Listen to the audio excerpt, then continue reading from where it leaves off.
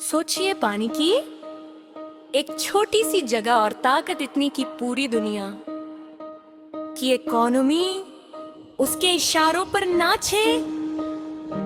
एक ऐसी जगह जहां अगर जरा सी भी गड़बड़ हो जाए ना तो पूरी दुनिया के मार्केट्स में भूचाल आ सकता है। जी हाँ, आज हम बात कर रहे हैं इसी शक्तिशाली होर्मुज स्ट्रेट की। तो चलिए इसकी गहराइयों में उतरते हैं।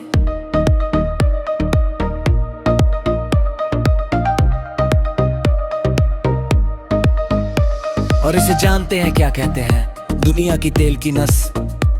और ये नाम इस पर बिल्कुल फिट बैठता है क्योंकि ये सिर्फ पानी का एक रास्ता नहीं है बल्कि एक ग्लोबल इकोनॉमी की आप कह सकते हैं लाइफलाइन है, उसके धड़कन है।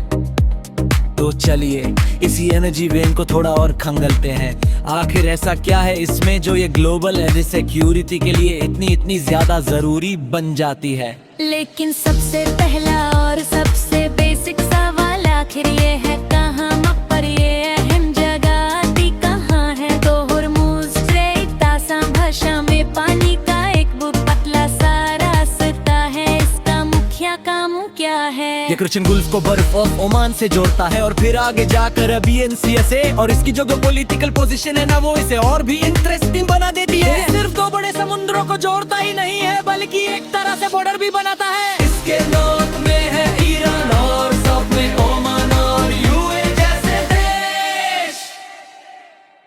अब आते हैं नंबर्स पर, वो आंक दे जो इस जगह को इतना जरूरी बनाते हैं। सवाल ये है कि कितना तेल कितनी गैस यहाँ से गुजरती है। तो बड़ा सवाल ये है कि हर दिन एवरी सिंगल डे यहाँ से आखिर कितना तेल निकलता है।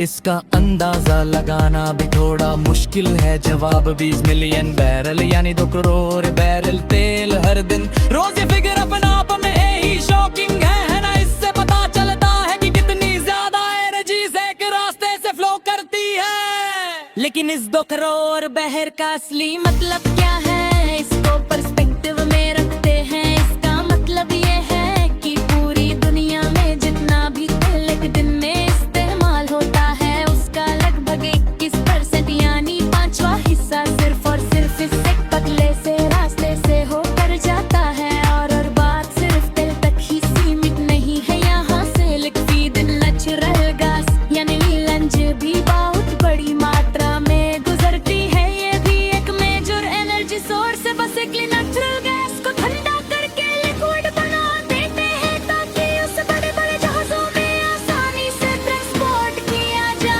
सके।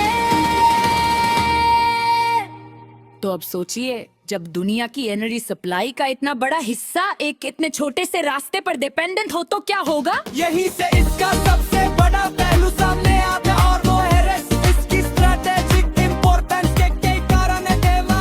ये पर्शियन गुल्फ से समुंदर में निकलने का एक पोर्टल है। दूसरा ही सऊदी अरब, इराक, कतर जैसे बड़े तेल प्रोड्यूसर्स के लिए ये हाईवे है। और तीसरा, जैसा कि हमने देखा, ये इतना पतला है, इतना नैरो है कि इस पर कंट्रोल करना आसान हो जाता है। और ये कितना नैरो है अपने सबसे पतले पॉइंट पर, जहां से जहाज आते जाते हैं वो रास्ता।